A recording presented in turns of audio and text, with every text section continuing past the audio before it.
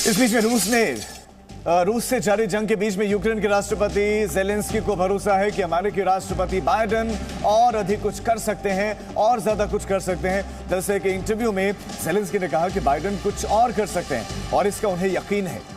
रूस के आक्रमण का जिक्र करते हुए ज़ेलेंस्की ने कहा कि आज यूक्रेन, कल लिथुआनिया, उसके बाद पोलैंड, फिर जर्मनी, सब जगह ऐसा हो सकता है। एक संकेत यहां से देने की कोशिश की है कि अगर यूक्रेन में ये सब हो रहा है, अभी आंखें मूंदे सब देखते रहे, तो कल को फिर इन देशों को भी रूस इसी तरह से तबाह करेगा, वहां तक ऐसे ही इन्वेड करेगा। लिथुआनिया, पोलैंड, जर्मनी का उल्लेख करते हुए उन्होंने पूरे विश्व को चेताया, खासतौर पर पश्चिमी देशों को चेताया कि अगर अभी नहीं जागे तो बाद में देर ना हो जाए। День важкий, наш офіс в країні. Ось вечірній Київ. Наш офіс. Понеділок, вечір. Ви знаєте, ми звикли говорити понеділок день важкий. В країні війна, тож кожен день понеділок. Зараз звикли до того, що кожен такий день і кожен такий день і вечір. І сьогодні 12-й. 12-й вечір нашої боротьби, нашого захисту. Ми всі на місцях, всі працюємо, кожен там, де повинен. Я у Києві.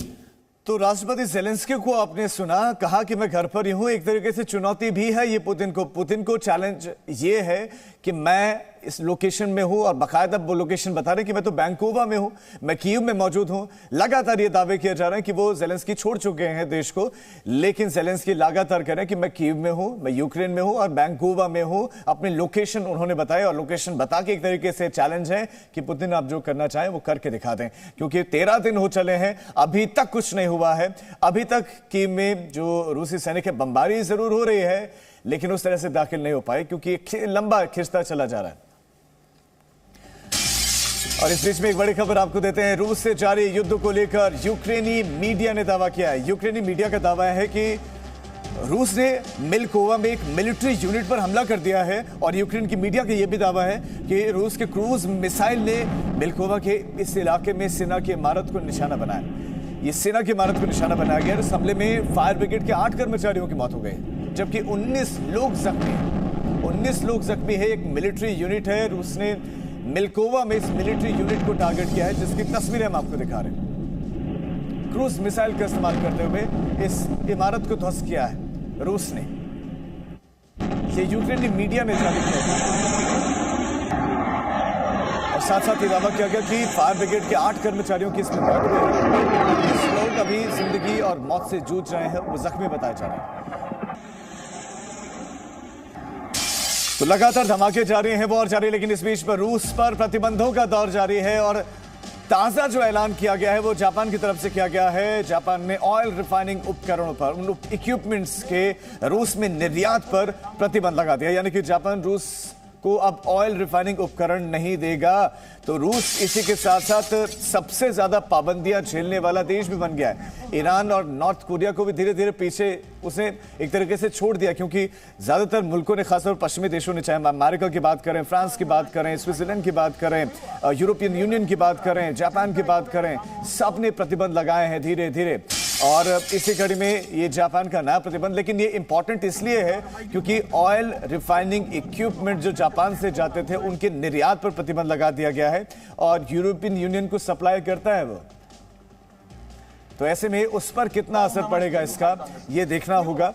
तो ये बड़ी खबर आपको देखें, लगातार सिलसिला बढ़ता चला जा रहा है और जापान ने भी कुछ प्रतिबंध और लगा दिए हैं। इसके साथ साथ राष्ट्रपति ज़ेलेंस्की जो लगातार अपील कर रहे हैं कि और ज्यादा प्रतिबंध लगाएं।